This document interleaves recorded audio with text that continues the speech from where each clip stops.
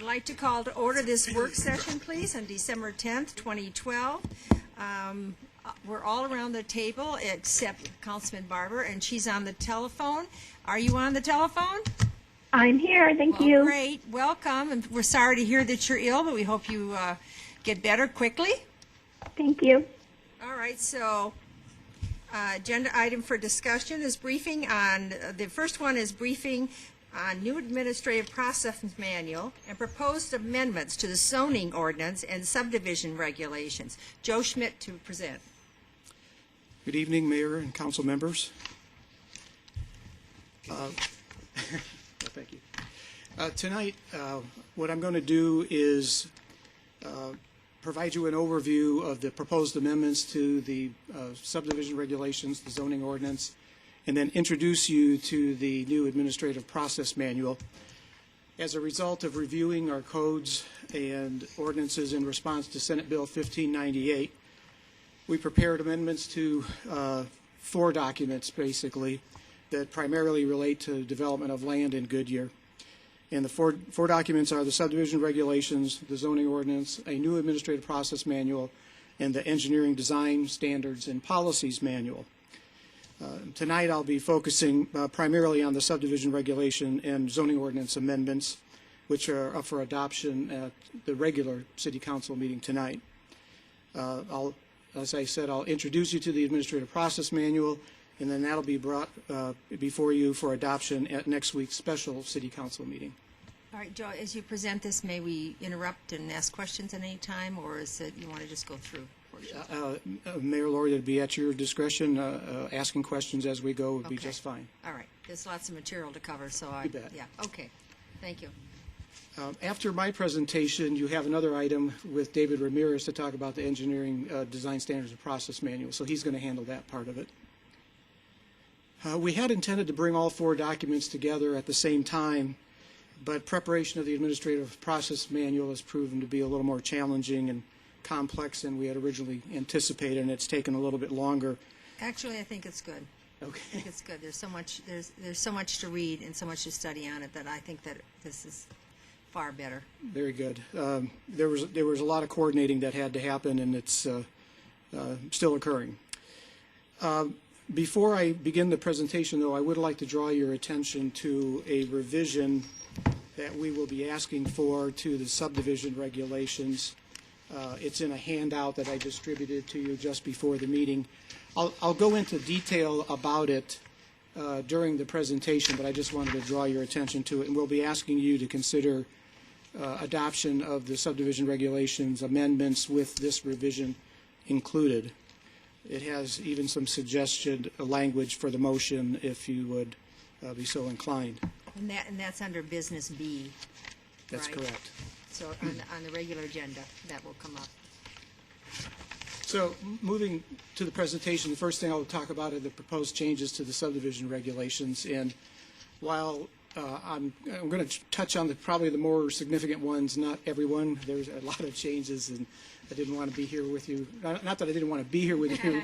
I didn't want to keep you here all night. That was a Freudian slip. That was a Freudian slip. I'm sorry. Oh, there. Every time you try hard, you stick your foot in your mouth. Okay. So first off, Section 15.1 or 2 is the definition section. We revised a couple of definitions. We added several definitions, and these are examples of references to the Administrative Process Manual, which is the new document that's coming forward. Things like when the word council is used, it means city council.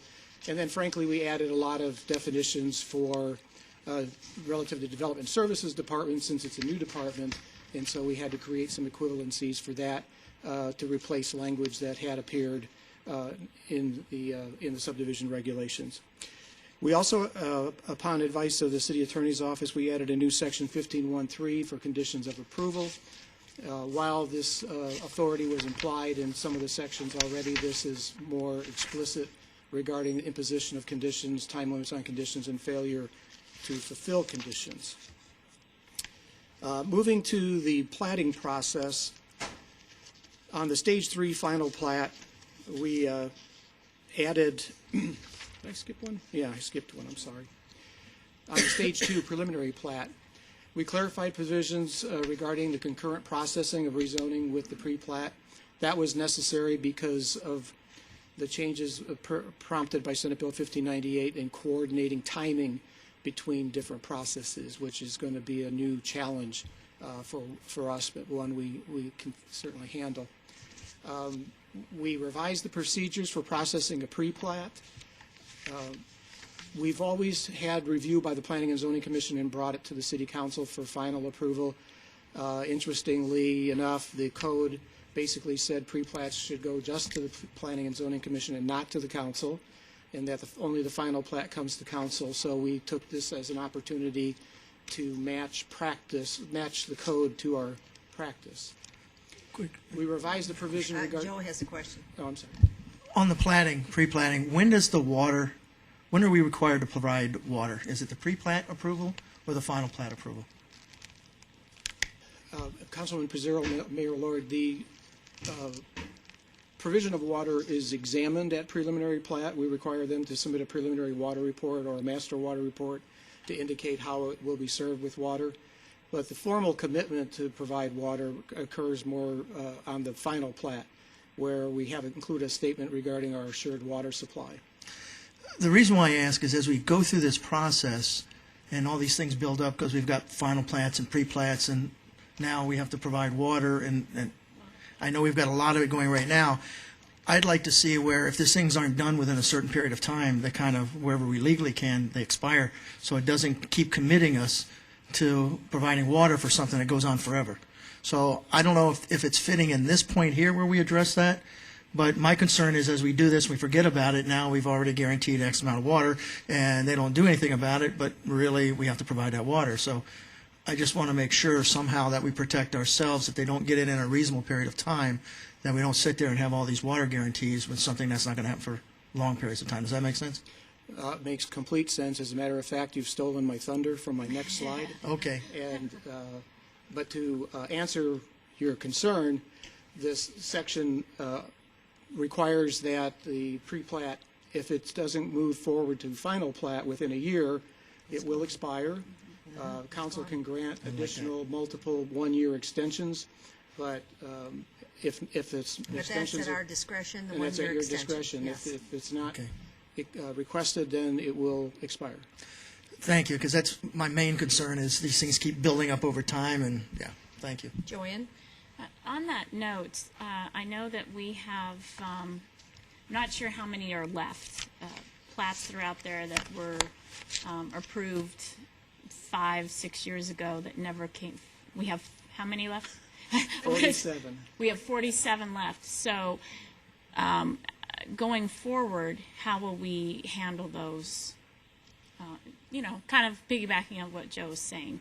Councilmember Osborne, Mayor Lord, what we because of Proposition 207, we don't feel we're in a position to withdraw the approval at this point. However, I can tell you that with the current uptick in the economy, although it may be a slight uptick, it is nonetheless actually a strong uptick in the housing market. We are seeing renewed interest in moving those plats to recording, and I think that we'll end up clearing them out in relatively short order. We have, out of the 5,600 lots that are out there, there are 2,200 that are in the West Goodyear area, and we're in negotiations right now of how we can resolve their infrastructure issues and how we can move those forward. So I think it's going to take care of itself, at least get down to a manageable number. And the good news is, as I get to the next slide, I'll show you that we will avoid that going forward in the future. Thank you. May I ask a question? Yes. Wally? Thank you. Joe, is there any thought to put a deadline on these of maybe 5 years or 10 years, or can we not do that? Otherwise, if we could give a 1-year extension and it says multiple 1 year, we could give them an extension every year for the next 5 or 6 or 7 years. Councilmember Campbell and Mayor Lord, with respect to the preliminary plats, they already have an expiration date on them, so they don't hang out there. Okay. And we're continuing that. so that they'll expire after a year, but they can be extended a year at a time at council's discretion. It's the final plats that we didn't have a provision that says once you have a final plat approval that you have to move to recording within a certain period of time. And at the final plat stage now, in section 1525, Thank you. we now inserted a provision that records the final plat within 90 days after approval by the city council, and that we did reserve a possibility for one 90-day extension. If the plat is not recorded within that period of time, then the council can take action basically to rescind the plat. So move dirt. Yeah.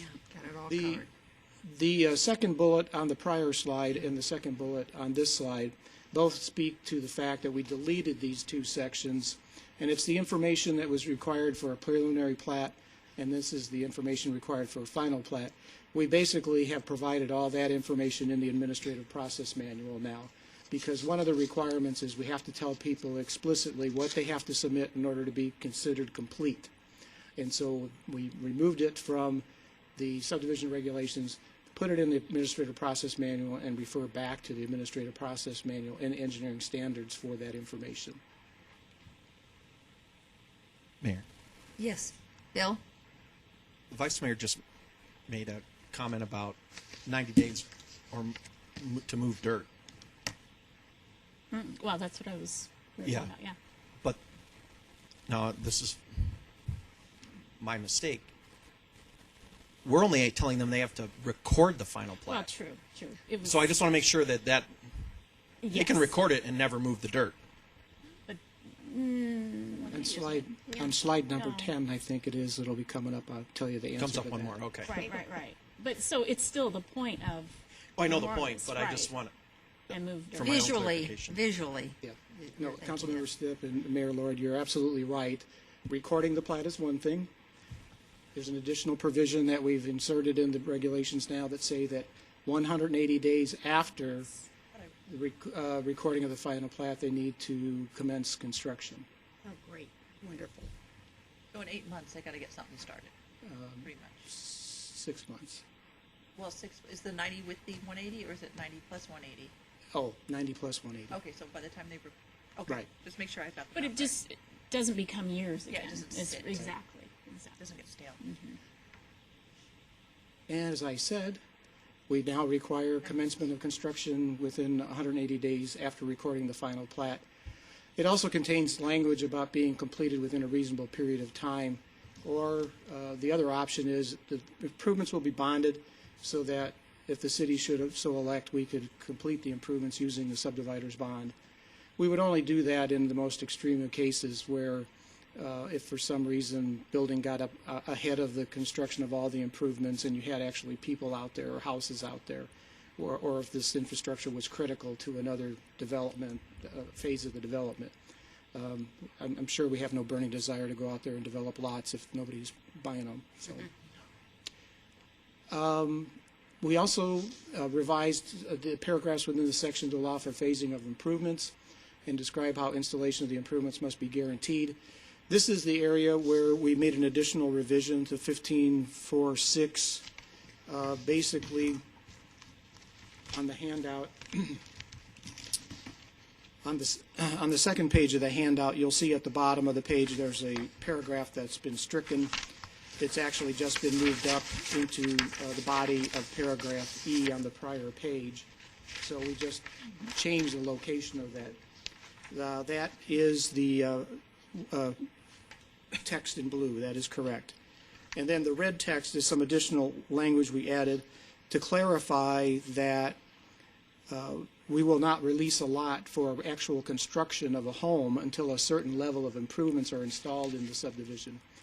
We initially had thought that there was a provision in the building code that covered that, but we found out that that was not the case, so we put it in the subdivision regulations so that we don't get houses built where there's inadequate roads or inadequate water supply.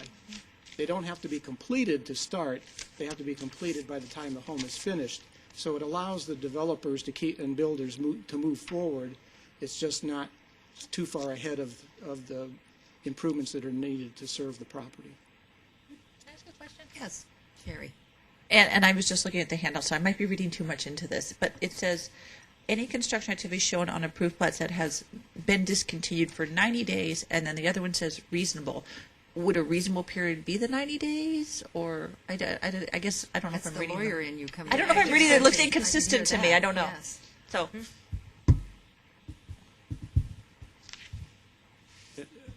The reasonable part, are you talking about the 180 days? well, the slide says within a reasonable period of time can be finished schedule of improvements, but this schedule of improvements says 90 days. So I just wondered, is 90 days reasonable? Is it going to be reasonable, or is it going to be 90 days? Or am I reading too much into this? Maybe a little bit, but I think the intent was reasonable period of time is addressing the fact that it should be done, work should progress toward completion. This is really directed at 90 days of stoppage of work. Okay. And if it stops for more than 90 days, we reserve the right to go in and complete. So if you start in a reasonable period of time, but then you just abandon it for 3 months, then 90 days, then Then that kicks then in. we can come back in as well. Okay. Sorry, I was reading too much. Okay, so this is the revision. Joe, can I interrupt? Oh, I'm sorry. It is, just to kind of gauge your time, it looks like we're, into almost a half hour, and I want you to know we'll have to start the regular meeting at 6 o'clock, and so we'll pick up the work session after the regular meeting, okay? Because we have a public hearing that's going to be taking place, so that's important. Thank you. Go ahead, Joe. And I'll scoot along here as quickly as I can. This revision, as I said, has a suggested motion on it in case you would care to use that when this item comes up for adoption. The fees section, I'm just pointing out the fact that we had a lot of fees listed in the subdivision regulations, but they basically had been supplanted by the cost of service study, and the text even said that they could be replaced by a cost of service study, so there's really no point in keeping them in. We just took them out. We didn't change any fees. Everything is still the same as it was. So that's the presentation on the subdivision regulations, and unless you have any additional questions, I can move along to the zoning ordinance. Yes, why don't you do that? Okay. I apologize, this was a big piece to bite off all at once, but hopefully you've had a chance to look at this, and I'll give you a overview of the changes in the zoning ordinance. I would emphasize that most of the changes were cleanup and procedural type changes in response to 1598. For example, in the first section had noted we provided for zoning boundaries to be extended to the middle of the street. This doesn't sound like a big deal, but when you're in the age of GIS, you rezone a piece of property and then you don't include the street in the legal description, and then you get a map that looks like the property's been rezoned commercial and the street is still ag, and it just creates confusion. So this is just Sometimes a trip back to the city council. it could result in it. This hopefully will eliminate the need to come to city council Right. for that type of cleanup. Section 116 on governing newly annexed areas, it just clarified that rezoning and annexation may occur concurrently, which is something we have done in the past, and this only just clarifies that that's legitimate. This slide was just meant to show you that we moved a lot of sections around, and they've got the old section numbers and the new section numbers. It might have helped you if you were looking at the document itself, because I know that the markup was maybe a little difficult to follow, and I apologize for that, but it was complicated. Section 122 is the section that defines the zoning administrator. That's not new. It just has been clarified that the zoning administrator is responsible for conditionally approving or denying site plans and design review applications.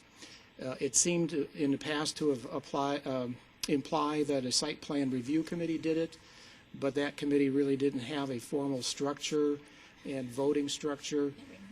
And basically it really rests with the zoning administrator, who, after consultation with that committee, then makes a decision to approve or not approve based on what the input is. And that's actually what this new section 126 does.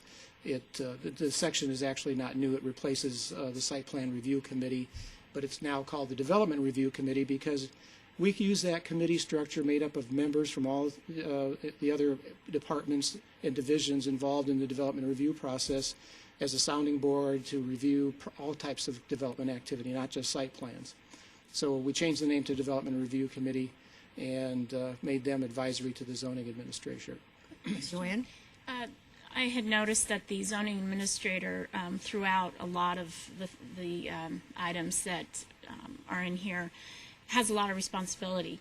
And I believe I read is, especially with our change of structure, the zoning administrator, is that Sherry or is that Harvey? That Or is the Development Services Director, which is Sherry, Okay. or designee. So she has Okay. the ability, by definition, to delegate that authority to whoever she sees I fit. see. All right, thank you. And that, as a minor point, that's one of the things we did is we took out all references to designee throughout the text of the ordinance and just built it back into the definitions section to take a couple words out. We added some words, so we had to take a couple out. Otherwise, it wouldn't fit in the binder. Section 123 on violations and penalties. This is just an update to reflect current statutory limits. It looks different than what's in the code right now, but it is consistent with the code provisions. So may I ask a question back on Yes, Wally. the fine, please? You said the former was 1,000, current is 2,500. Correct. Did SB 1598 do that, or did we do that? Councilmember Campbell, Mayor Lord, we did that based on state statute limits, State statute limits. Right. Okay, thank you. but not necessarily 1598. Okay, great. And this is the max. Right. Right, thank you. I would point out, though, that it's $2,500 a day, and each day of a violation is considered a separate violation. But that is common throughout That's some money. the That valley. is a lot of money. I don't believe it's used very often, so, but it is, it's a stick to use. if you need it. Yeah, it is I'd say it's a deterrent. Once again, this is just a summary of some of the switching around of section numbers. We created a separate process for boundary and text amendments. Before, it was just a zoning amendment, and which is most commonly used for boundary amendments, where you change it from one district to another district. But we created a separate process also for text amendments, which is what we're doing tonight, a text amendment. On the section for use permits, we revised it to extend the time to establish it from 1 year to 2 years, with the possibility of a 1-year extension. This is something that has been brought to our attention before, that getting a use established within a 1-year time period sometimes is difficult. And so we extended that to 2 years. On the section on variances, we added a 12-month time limit to require someone to construct what is authorized by a variance within that 1 year, with a possibility of a 1-year extension. And then the special use permit section, we moved from a portion of it from Article 4 into the procedure section, and then added a 2-year time limit on it to establish the use authorized, with a possibility of a 1-year extension as well. The section on site plan requirement and review process, this was revised substantially to clarify the process about how you obtain a site plan approval. We added the references to the administrative process manual and a cross-reference to the engineering design standards. We lengthened the time limit on approval from 6 months to 1 year, with the possibility of a 1-year extension as well. And as I mentioned before, we clarified the approvals by the zoning administrator, not the committee itself. This section on citizen review is stayed pretty much the same. We did make one change to provide that the notice can be selected, the notice for the citizen review process can be selected from one or more 3 options: publication in a newspaper, mail, or posting of a sign. There have been cases where it didn't really even make sense to post a sign on it. We have an alternate notice procedure in some instances where we just send letters to the adjoining property owners and don't even hold a meeting. So this just gives a little more flexibility. And of course, we'll use all 3 when we feel it's an important case to get the word out. Sherry? Here, I'm going to hit my social media drum again. Is it yet acceptable in this area to use social media as a way to publish out yet, or not quite yet? Councilmember Loretano, Mayor Lord,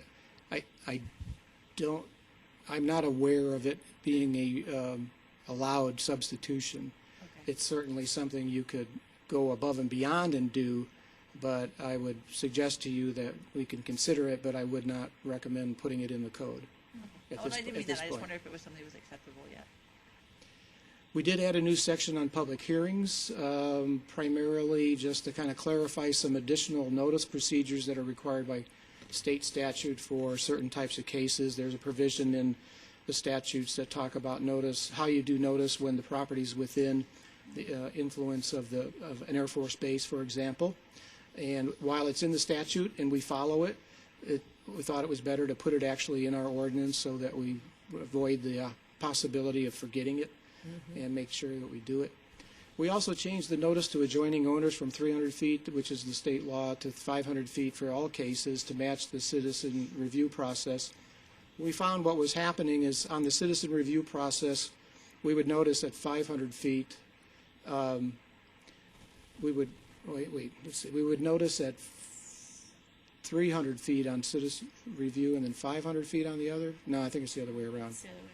We'd notice 500, then 300, and then people would say, well, why didn't I get a notice the second time? So we made them the same, so they're 500 feet. It's probably a better conservative number than doing it. Yeah. You can always err on the side of too much. Administration of the manual, we added references to the administrative process manual. And again, this is under the design review process, and we clarified that the zoning administrator is also the one responsible for approving design review. And, that a committee doesn't do it. It's the zoning administrator's responsibility. And then we had a section in the code for creation of a design guidelines appeals board, but we've never, ever since we put it in, we've never created the board and we've never had an appeal. So we're pulling that section out as far as creating a new board for the time being and assigning those appeals to the Planning and Zoning Commission, which also has a possibility of an appeal to the City Council, which was the same way that if it had gone to a design review board, it could have come to the City Council as well. So we took that out of it. And then we clarified in the city's center streetscape plan design review that they submit that in conjunction with the site plan review process, just to clarify that that's when it happens. And then we also added a number of definitions, and again, there's a couple of examples. Primarily, though, like I said, is to refer to other documents and to the new administrative process manual and the organizational changes that we've undergone recently. In the planned area development district, we needed to get into the procedures there. We've clarified preliminary PAD and final PAD and how it's shown on the map. Right now, we show it both as PAD, which doesn't really tell you whether it's pre-PAD or final PAD, so that we'll use a P-PAD for preliminary and an F-PAD for final.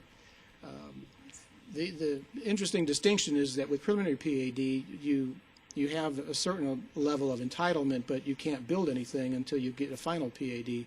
So it makes a difference to know what stage the PAD is in, so this will help a little bit. And then in Articles 5, 1, 7, 6, and 10, they all got little changes to the landscaping section, the comprehensive sign section, and the outdoor lighting standards section, primarily just to deal with processing, as when you submit your plans. And again, this is a 1598 compliance thing. So that concludes the zoning ordinance revisions presentation. Okay, well, great. Any other questions for him?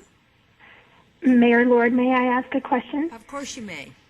I just wanted to echo the concerns brought up by Councilmember Pizzillo on the water and Councilmember Loretano on using social media. I'm, of course, a proponent of going above and beyond. I don't know what other cities do, but I kind of agree with Councilmember Loretano to see if that might be something we could add later on in the process. We'll certainly put that on staff research on that. Right. Is that right? Great. Okay. Thank you very much. How about anything else on the water?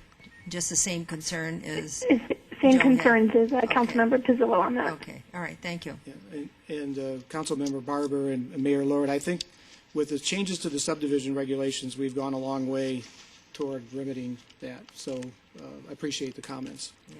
Well, I think overall, this is a really good clarification for the customer.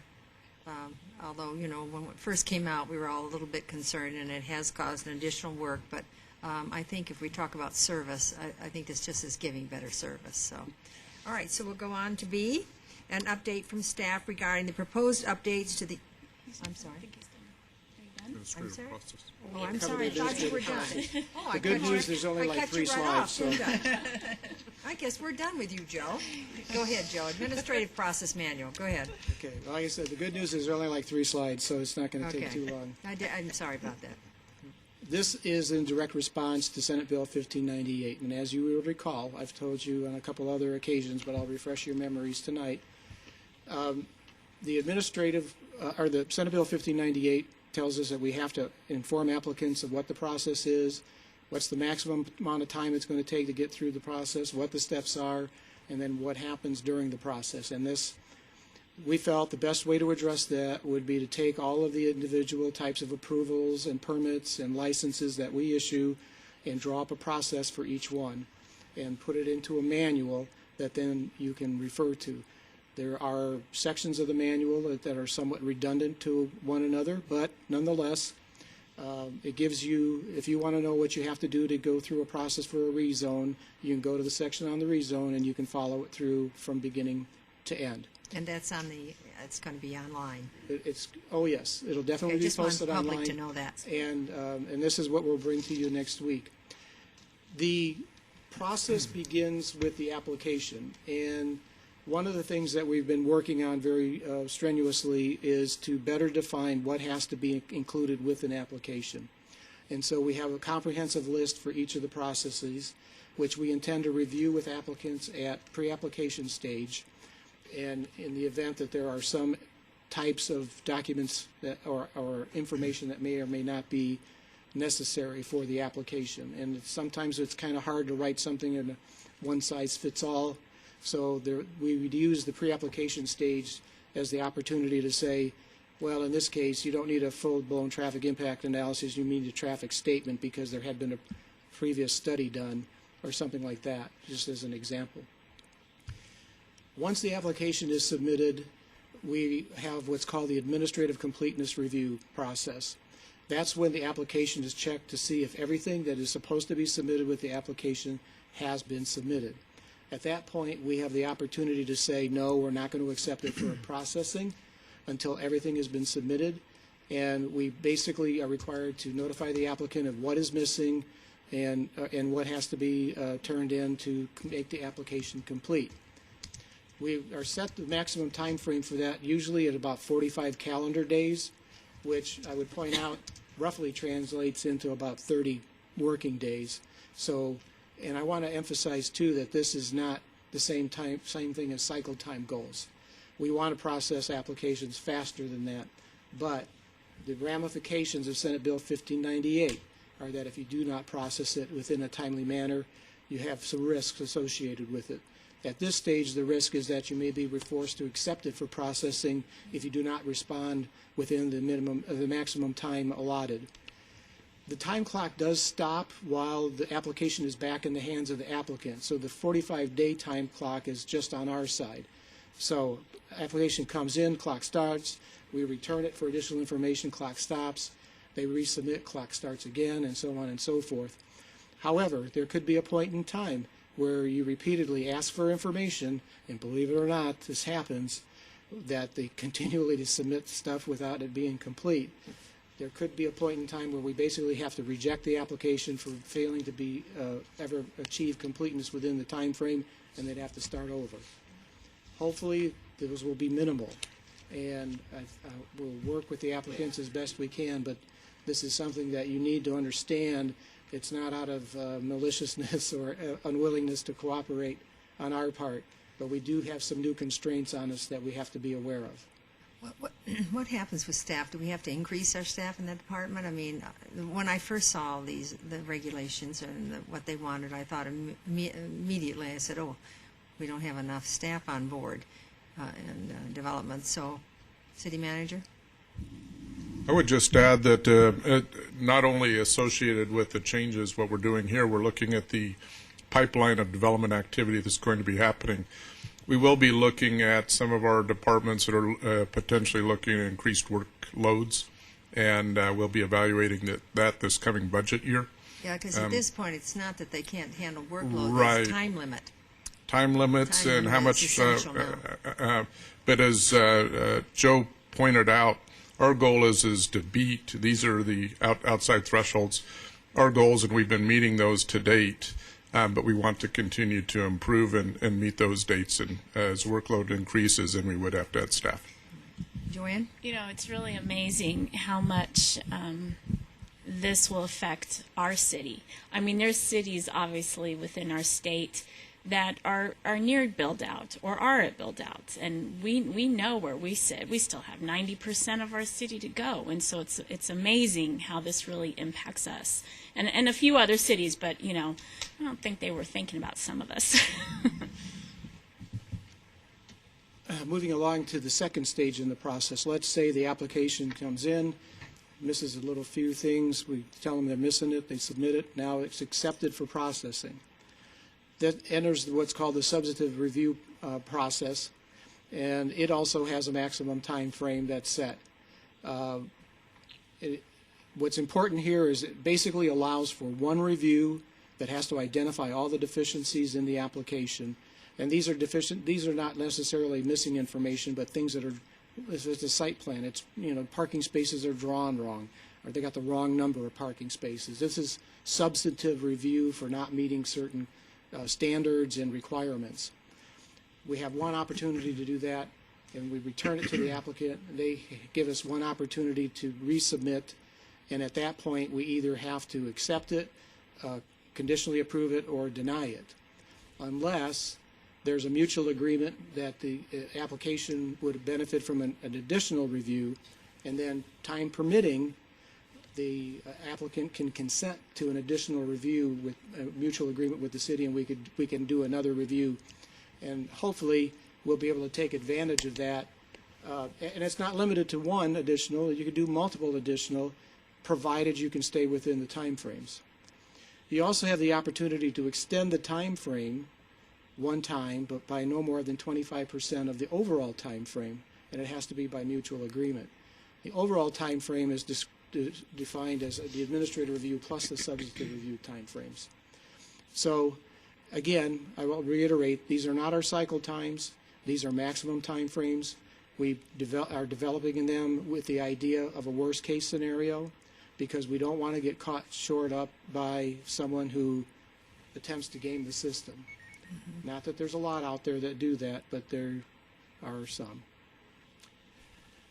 If we don't provide a response by the end of the substantive review in time frames when they expire, fees that we've collected must be refunded and the application must continue to be processed. So there's a lot at stake. I mean, we process applications that sometimes are in the thousands of dollars, and so we do not want to give money back.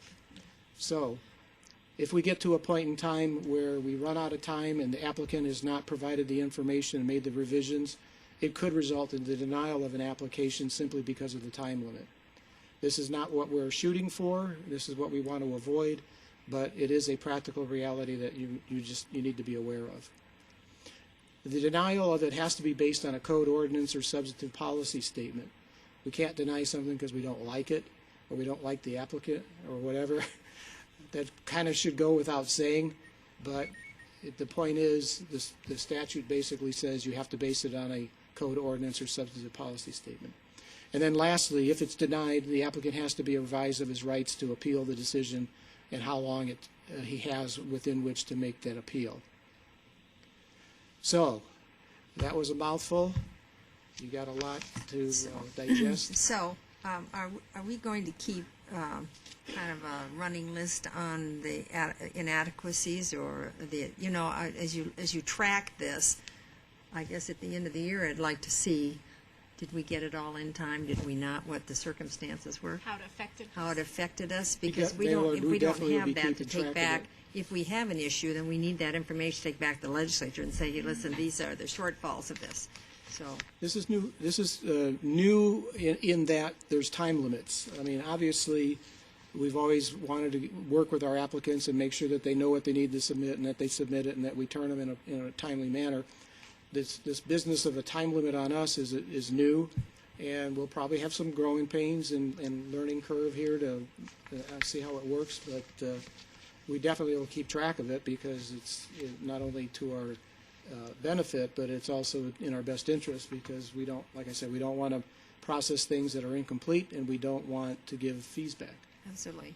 Well, it was a great presentation. I think you're all set. No more questions. Joe, thank you. So, Thank you. am I going on to the second one here, everybody? Yes, I will yield to David Ramirez so that he can brief you on the engineering Okay. standards and policies And so manual. he'll be updating from staff regarding the proposed updates to the engineering design standards and policy manuals.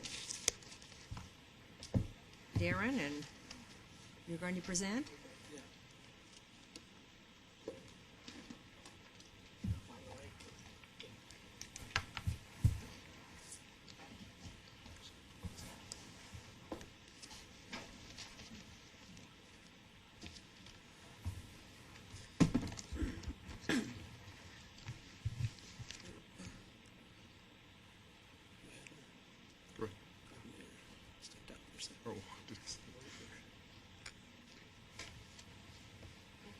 Oh, okay. Good evening, Mayor and members of council. Wanted to bring to you today information regarding the update that we've been working on. Darren, for you the have to bring engineering. that microphone closer to you, please. Yes, I can. Thank you. Thank you, Mayor. So we're bringing forth today a update to the engineering design standards and policy manual and our details for construction. The three key reasons that we've processed an update to our standards, first of all, include processes an update to our processes to comply with Senate Bill 1598, similar to the work that the Planning Department and Community Development Services Department has been processing. That work has primarily been focused on chapters 0, 1, and 2 of our standards, and that's where we've done most of the updates. Some of the things that we've done, we've established maximum time frames for reviews.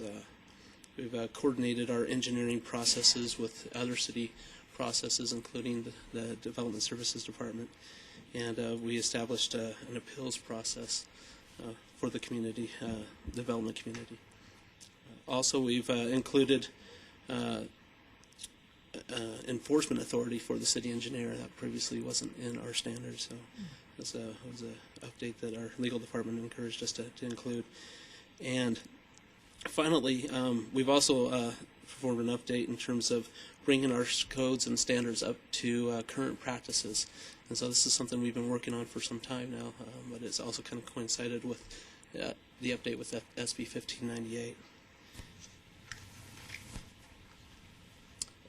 Sorry, let me get on here. Just to give you an outline of our engineering design standards, as I indicated, chapters 0 through 2 are more of an introduction as well as administrative policies and procedures for engineering processes. Chapters 3 through 7 include the meat of our engineering standards, which includes standards for water, sewer, reclaimed water, roadways, drainage, and all the necessary improvements that a site needs to make to conform with the city standards. Chapters 8 and 9 is our where we relate to the planning of subdivisions. So we include information regarding preliminary plats, and site plans, and final plats. Chapter 10 includes information regarding as-built drawings. These are drawings that happen after a project is constructed and identifies how it was constructed in the real world. And then something new that we've changed with this update. In the past, our standard details were a separate document and they were approved separately by council. And they've been included as an appendix of the design standards. So those are our engineering detail sheets. Just a brief history of the Engineering Design Standards and Policy Manual. Our earliest known adoption was in July of 1997. Then in October of 2007, we brought forth a major update to the standards, and that was approved by council. And then the proposed update that we'll have on the 17th also is a major update, and we've revised many of the standards in the manual. We have a time frame of how this process has proceeded. In 2007 was the last major update. As early as 2008, 2009, we started gathering again recommendations and comments from the other departments, primarily the old Public Works Department and Fire Department and the Development Services Department and their staff. In 2010, we initiated a more structured review by internal staff, soliciting comments from them and also from the development community. In 2011, we again gathered additional suggestions through ad hoc processes. And then finally in 2012, with SB 1598 kicking into full speed, we implemented a final review by internal staff as well as the development community to solicit comments and suggestions from them. And that brings us to today and the work session. As I mentioned, our solicitation process, the departments that we worked with primarily were the water, sewer, and streets divisions. We also worked pretty closely with the planning department, building safety division, parks, fire, and legal, and in general with the development policy committee to allow them to review and give comment to our plans and our standards. We also work very closely with the development community, giving them opportunities to give comment and feedback to us on our standards. We offered 2 one-month review periods where the standards were posted online for a month, and their development community were able to provide us comments. We also participated in several developer forums. This is an opportunity for the development community to come to the city and learn new things that are happening. And we were able to give them regular updates. So how many in a year? How many times would you? Those are quarterly. Sorry, Mayor. Quarterly. Yeah. Okay, thank you. Those are quarterly meetings, so 4 times. And so through the external review process, I'm going to kind of focus on that. In 2010, with the 1-month review process, we received 66 comments. Of those 66 comments, 11 were addressed, and revisions were made to the design standards right off the bat. Of the 55 remaining comments, many of those were questions just regarding how the standards would be implemented. We didn't process those questions through to gaining consensus with the development community at that time. We delayed the update of the standards for a later time. So that in 2012, earlier this year, we went through a more detailed solicitation process to get comments, and we received 113 comments, or actually 117 comments. 113 of which we were able to gain. Yeah, because consensus essentially the development community in this legislation, I guess they had little say so, or I'm not sure. So were they concerned about some of the changes for they were going to have to make, or some of the documentations? Definitely, yeah. As opposed to the home builders. Right. And this is a little bit, Mayor Lord, sorry. Yeah. This is a little bit more involved than just SB 1598, because we're actually revising the entire set of standards. Okay. And so I would say primarily the comments weren't related to SB 1598. Okay, so they were just, thank you. Right. I More appreciate towards that our clarification. engineering standards. And like I say, there's 117 comments, but there were many more changes than that that were processed. 113, like I say, we reached consensus with, and actually that number is probably more in the range of 114 as of today. I think we reached consensus on one more, so there's probably three outstanding ones that we have partial consensus on. I think we've been working to a good resolution.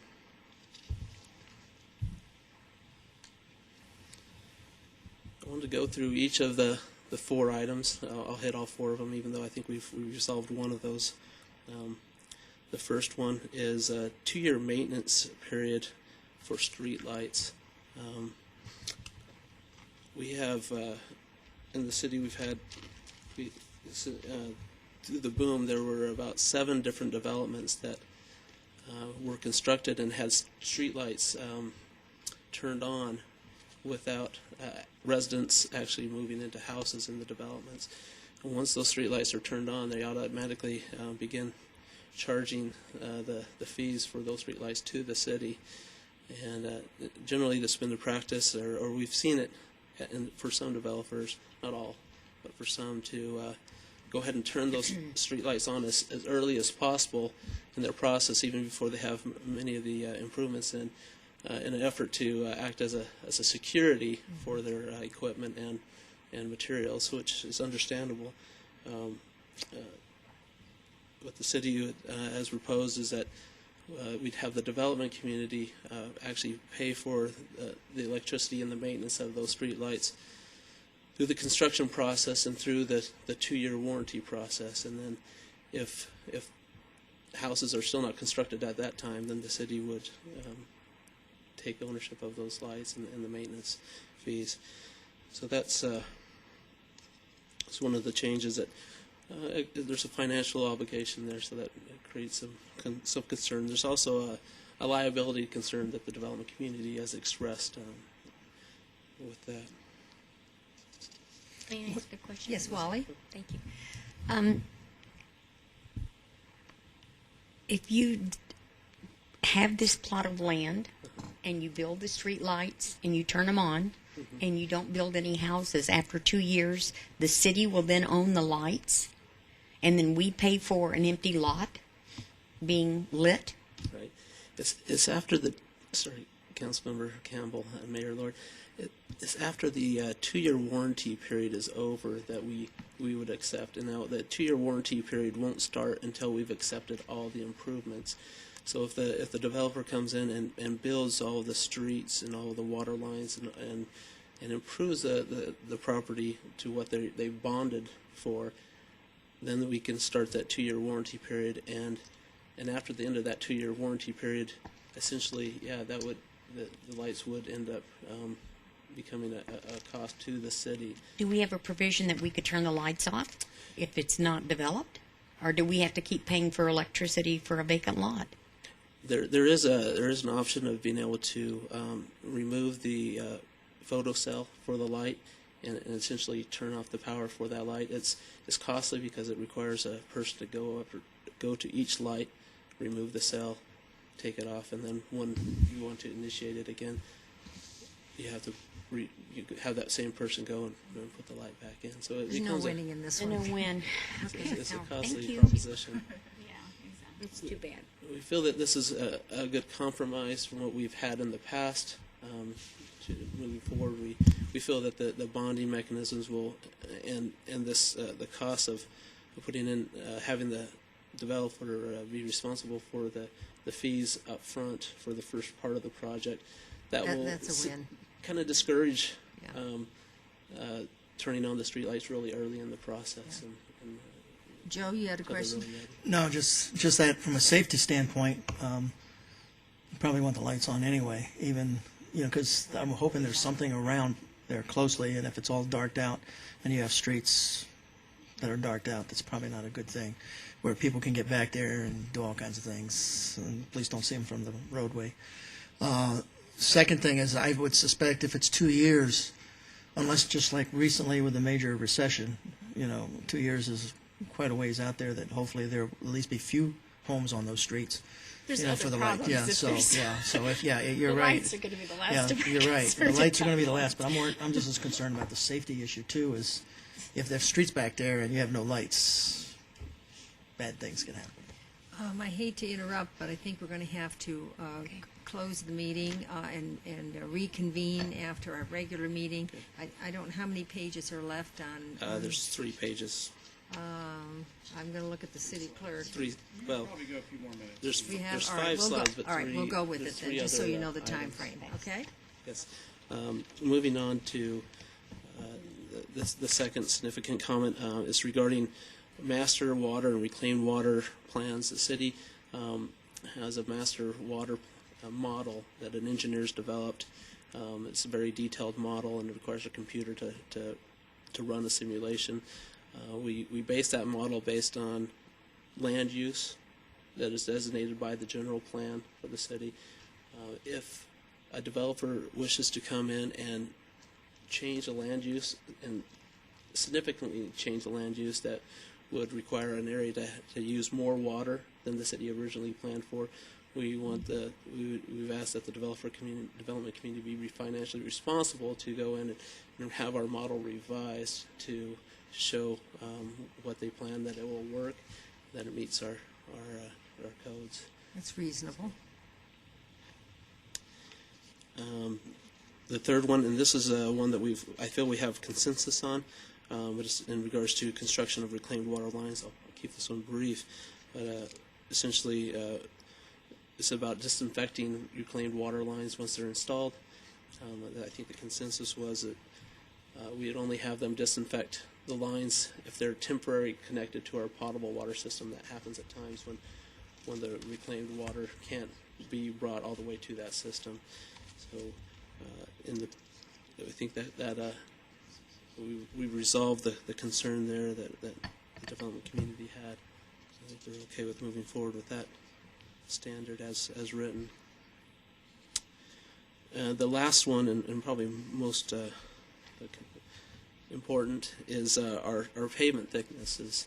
Asphalt is a large cost for any development, and we have standard pavement thicknesses they're actually minimum pavement thicknesses, and we'll kind of run through each one of these and let you know where we've made a change in our section A, which is the upper left section. We've reduced that thickness. We actually have 2 lists of asphalt, and we reduced it from 3 down to 2. It costs, for each lift of asphalt you place, it costs money. In type B, which is just below that, we've reduced that from 3 thicknesses to 2, and we've also reduced the total thickness of that asphalt from 6 inches to 5 inches. In type C, we've changed the designation of that to only industrial uses. It does increase from a total of 4 inches to 5 inches, but it will be used less frequently. In type D, there's a change of designation from major collector to general use, so that will be more of our general collector cross section, and that is increased from 4 inches to 4.5 inches. Type E is our residential street, and that's what we see most often. That's what we see most often in a. No idea what it is. Alarm clock. May I ask a quick question? On roads that are, I know you have residential and industrial. Is there a difference on a residential road that is like in a gated community that's private roads? Do you have standards? Do they have lesser standards, or do they have these same standards that they need to adhere to? The way we apply our standards is that we require developers, the development community, whether it's private or public, to use the same cross-section unless there's a specific need or challenge that's identified by the engineering department as being appropriate to not go to that thickness. And so we require the same amount, and that is because we feel that if it's good enough for the city, then we want it to be Sure. good enough for the private developer Wally, residents as you well. have the question? My question is quick. If by reducing the depth of the asphalt, Yeah. is it going to cause us to have maintenance sooner than later on these streets? There's a possibility that that could be the case. In 2007, we significantly increased our standard asphalt thicknesses. Unfortunately, we haven't had a lot of asphalt constructed since 2007. But after a further review, other things have changed as well. MAG standards, they somewhat dictate how you can construct an asphalt thickness because of compaction and the type of equipment you use to compact the asphalt. So we were able to, we had to change some of the thicknesses because of the change in MAG standards. Oh, But okay. what we've identified is that the thicknesses that we're showing here are very common around the valley, are in the average range of pavement thicknesses, and we're very comfortable that they Okay. will serve our city adequately. Thank you. Any other questions? That's all I Thank had you very for much, tonight. Darren. Thank That was a you. very complete report. Bill, did you have a question for me? All right, thank you very much. And council is now 6 o'clock, so if you'll return to the dais quickly. Meeting adjourned.